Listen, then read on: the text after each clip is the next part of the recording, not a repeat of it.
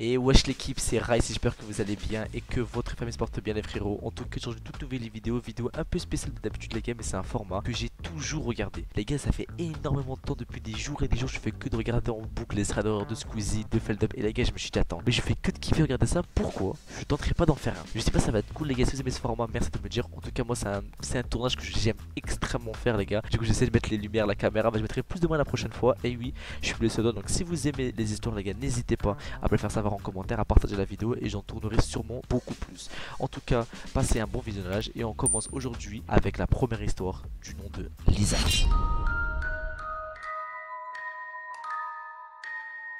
Donc l'histoire de Lisa les gars va se passer en novembre 2021, c'est très récent, ça date d'il y a 3 ans et c'était les 20 ans de sa meilleure amie. L'amie de Lisa décide donc de faire une soirée, mais vu qu'elle vit dans un appartement dans la campagne avec sa mère, elle a donc décidé de louer une autre maison, elle aussi en campagne, à peu près 40 minutes de route chez la grande ville pour pouvoir s'amuser avec ses amis, ce qui est totalement normal. Elle fait donc toutes les démarches toute seule et elle raconte qu'elle a énormément galéré. Elle précise qu'elle a uniquement 20 ans, mais elle ne dit à personne que c'était pour un anniversaire, parce que c'était manger beaucoup de râteaux, des locataires qui te disaient oui c'est des jeunes, vous allez nous casser, anniversaire, etc. Faire des bêtises, on connaît comment ça se passe. Arrivé le fameux jour, et comme d'habitude, la meilleure amie de Lisa est ultra en retard. Du coup, Lisa et ses amis décident d'aller récupérer les clés de la maison, et qu'un pote à Lisa viendrait récupérer cette personne donc plus tard. Ils arrivent malgré quelques difficultés à trouver la maison qui est vraiment perdue entre les vignes et dans un endroit sans réseau, et puis sans habitation. Ils rencontrent la proprio qui leur remettent les clés et leur fait visiter la maison. La maison ultra grande, au rez-de-chaussée on a un salon, une salle à manger, une cuisine, une salle de bain, une chambre, une entrée avec un escalier qui monte au premier étage avec 3 autres chambres et une autre salle de bain. Bref, le paradis pour des jeunes. Lisa décide donc de mettre ses affaires dans la chambre du rez-de-chaussée. Notez bien cette information. La proprio explique qu'elle vivait avant dans cette maison avec sa famille, mais qu'ils ont décidé de déménager dans une maison plus neuve qui n'est pas très loin de celle-ci. Au bout d'un moment, Lisa se demande ce que sa meilleure amie fait, sauf qu'il y a un réseau clairement de merde, donc il commence à installer la décoration en attendant que la meilleure amie de Lisa vienne. Finalement, les deux arrivent, la meilleure amie à Lisa ainsi que l'autre, mais la mère de sa meilleure amie s'en va et la fête commence. Musique, alcool à consommer avec modération bien sûr, et puis goudreau, donc du hashish et des chips, etc. Lisa commence à avoir un énorme mal de crâne et elle se dit que donc la drogue commence à lui monter à la tête. Elle décide donc d'ouvrir la fenêtre au bout de la pièce dans laquelle elle est. Donc une fois que les fenêtres sont ouvertes, malgré tout elle les referme à moitié et laisse les voler avec un crochet. Le temps passe et à un moment donné bien sûr elle commence à avoir la dalle, faim, et les deux amies de Lisa disent qu'elles ont repéré un KFC à uniquement 20 minutes de route d'ici. Elles décident donc de partir puis de revenir manger à la maison. Sauf qu'elles sont perdues et elles comprennent qu'aucun livreur ne viendra à leur localisation. Lisa ne se sent extrêmement pas bien, donc elle décide de rester à la maison pendant que ses deux amis vont commander un KFC et décide de se reposer un tout petit peu avant que ses amis ne reviennent avec la nourriture. Avant de se poser, elle décide de se démaquiller pour se mettre à l'aise, de se changer. Donc elle prend des vêtements comme elle dit chill, ça veut dire un pyjama, etc. dans la chambre du rez-de-chaussée. Puis elle monte chercher le démaquillant de sa pote car elle avait oublié le sien chez elle, dans une des chambres du haut. Du coup elle décide de se démaquiller dans la salle de bain et là elle entend du bruit en bas. Elle appelle ses amis mais pas de réponse.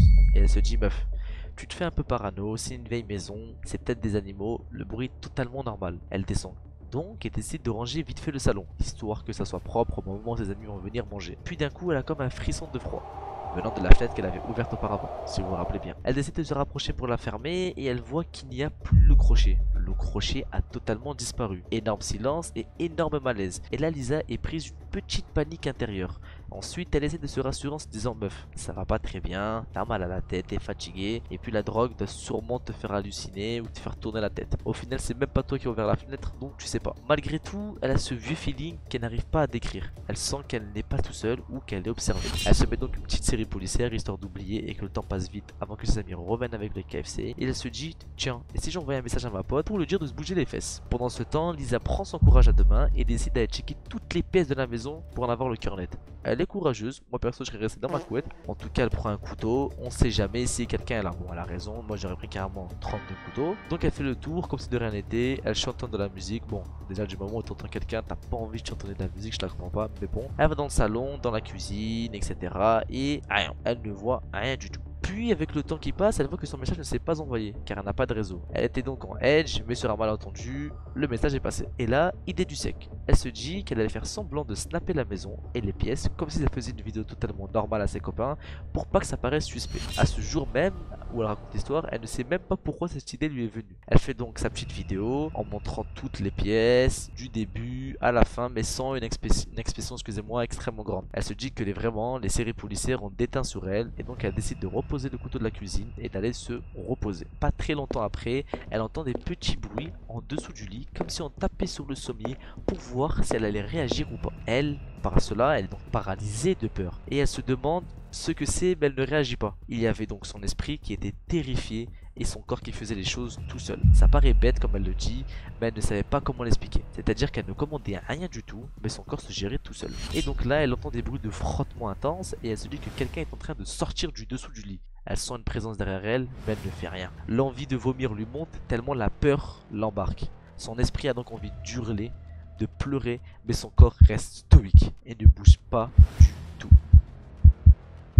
Une éternité se passe alors que c'est uniquement quelques secondes dans la vie réelle à ce moment, puis elle l'entend bouger. Elle sent que le matelas se baisse de son côté comme si un individu mettait son genou sur le lit. La personne se rapproche et elle le jure à ce moment-là en se disant « Meuf, c'est terminé, je vais hurler ». Et on ne sait même pas pourquoi, on ne sait d'où, la personne se rapproche et fait très peu de bruit. Lisa chope donc le déo sur le sol, mais elle ne maîtrisait toujours pas son corps. La main avec le déo, mais son corps est figé. Sa respiration est lente et profonde, mais elle avait l'impression d'étouffer. La personne se rapproche au point qu'elle sent un souffle chaud sur sa nuque, et elle explique que c'est la pire sensation qu'elle ait pu connaître de toute sa vie. Une fois le malaise passé, en une poignée de secondes, elle lui fout un maximum de déodorant dans les yeux. Tiens, prends ça, méchant brigand.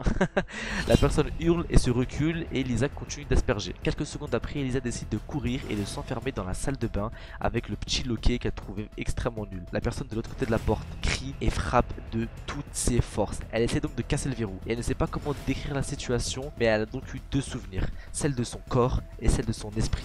Son esprit avait envie de crier de toutes ses forces, d'appeler à l'aide, de pleurer, de se cacher, mais son corps a continué à bouger. Lisa a donc décidé d'ouvrir la petite fenêtre de la salle de bain et de sortir de la maison. Et elle explique que cette histoire est totalement folle et qu'elle ne se souvient même pas d'avoir pris cette décision car son corps fonctionnait tout seul. Elle se retrouve donc dans les vignes, dans le noir et dans le brouillard. Et elle se souvient qu'elle avait fait une réflexion en mode putain mais je suis vraiment dans un sketch. Donc là la meuf, elle a un psychopathe dans sa maison, elle se dit putain mec je suis vraiment dans un sketch, on dirait les vieux films d'horreur où tu cours et t'es nul. Et elle entend l'individu en train de la suivre uniquement derrière elle. Elle ne se retourne pas, elle court et elle court et elle court sans s'arrêter. Elle ne pense même pas à prendre son téléphone pour appeler la police, juste elle court. Elle arrive vers une maison, sauf que cette maison n'a pas de lumière. Elle a envie d'appeler au secours, de crier, mais rien ne sort de sa voix. Elle fait comme si de rien n'était et elle tourne rond et elle comprend bien qu'elle ne va pas pouvoir courir pendant plusieurs heures comme ça. Elle décide donc de trouver une cachette et elle sait que la personne qui la suit n'est pas loin et qu'il attend juste le moment où Lisa s'arrête pour pouvoir faire on ne sait quoi. Et là, elle voit un espèce de bac à compost, elle l'ouvre et elle se fout à l'intérieur. Et là, elle explique qu'elle a vécu une vraie dinguerie. Elle ne sait pas comment, mais elle a pensé à faire ça. Elle met son téléphone en mode silencieux, luminosité minimum. Elle regarde le réseau de barres. Elle essaie donc de calmer sa respiration. Et là, elle entend l'individu arriver à son niveau. Elle se dit, c'est mort. Si j'appelle la police, il va m'entendre. Et là, elle repense à ce numéro qui est donc le numéro 114 pour les sourds et muets. Elle écrit à l'aide et encore une fois, ses doigts tapent toutes les informations qu'elle a. Le nom de la ville, son nom de famille, son prénom, la taille du mec, le poids du mec, ce qu'il porte et ce qui s'est passé entre guillemets dans les grandes lignes.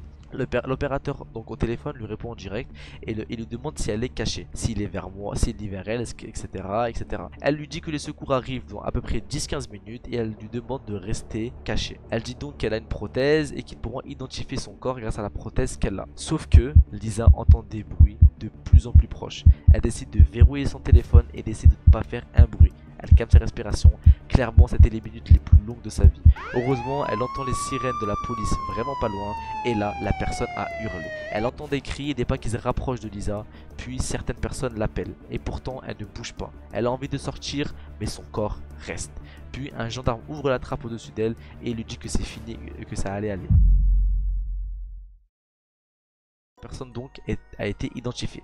C'était un type qui attendait que les amis de Lisa sortent pour saisir sa chance. Il est donc entré dans la maison via la fenêtre du salon, la fameuse fenêtre.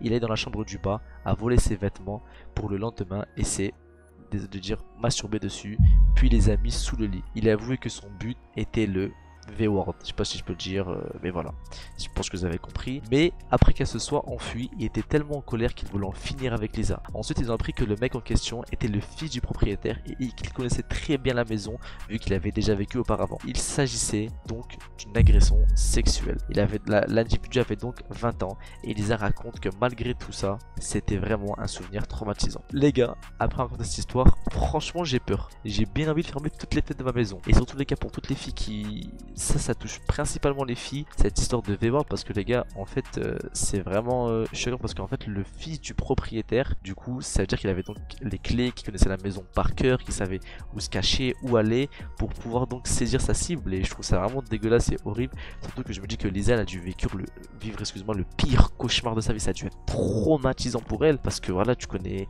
t'es toute seule et quelqu'un il se match, bref, voilà, sur des vêtements et les met sous ton lit. Et franchement, il a été attrapé par la police. C'est un bon gros connard et c'est bien fait pour lui. Bon, en tout cas les gars, j'espère que vous avez kiffé cette vidéo. Moi j'ai vraiment kiffé les gars, franchement les threads d'horreur comme ça, c'est mais j'aime tellement les gars, c'est incroyable. N'hésitez pas à mettre un maximum de likes, de commentaires et de partager. Et bisous. On a changé depuis longtemps, mais bientôt ma vie prend un grand tournant. Tu fais confiance aux gens, mais ils veulent te voler ta place quand elle te tourne. On fait les choses à la manière de chez nous, la précision des Chinois. La filion